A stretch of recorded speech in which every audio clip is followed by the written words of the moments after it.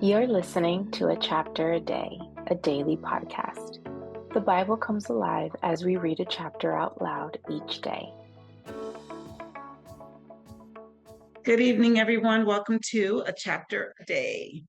Today we are reading Judges chapter 14. And here's what it says.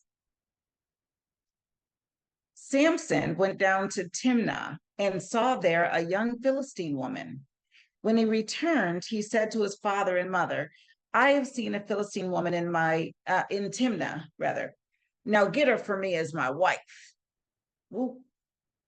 His father and mother replied, "Isn't there an acceptable woman among your relatives or among all our people? Must you go to the uncircumcised Philistines to get a wife?" But Samson said to his father, "Get her for me. She's the right one for me." His parents did not know that this was from the Lord, who was seeking an occasion to confront the Philistines, for at that time they were ruling over Israel. Samson went down to Timnah together with his father and mother. As they approached the vineyards of Timnah, suddenly a young lion came roaring toward him. The Spirit of the Lord came powerfully upon him, so that he tore the lion apart with his bare hands, as he might have torn a young goat. It's not to tear a goat either. Anyway, but he told neither his father nor his mother what he had done. Then he went down and talked with the woman, and he liked her. Sometime later, when he went back to marry her, he turned aside to look at the lion's carcass, and in it he saw a swarm of bees and some honey. He scooped out the honey with his hands and ate as he went along. When he rejoined his parents, he gave them some, and they too ate it. But he did not tell them that he had taken the honey from the lion's carcass. Now his father went down to see the woman, and there Samson held a feast, as was customary for young men. When the people saw him, they chose 30 men to be his companions. They just gave him some friends. "Let me tell you a riddle," Samson said to them. "If you can give me the answer within the 7 days of the feast, I will give you 30 linen garments and 30 sets of clothes. If you can't tell me the answer, you must give me 30 linen garments and 30 sets of clothes." "Oh, excuse me. Tell us your riddle," they said. "Let's hear it." He replied, "Out of the eater, something to eat. Out of the strong, something sweet." For 3 days, they could not give the answer.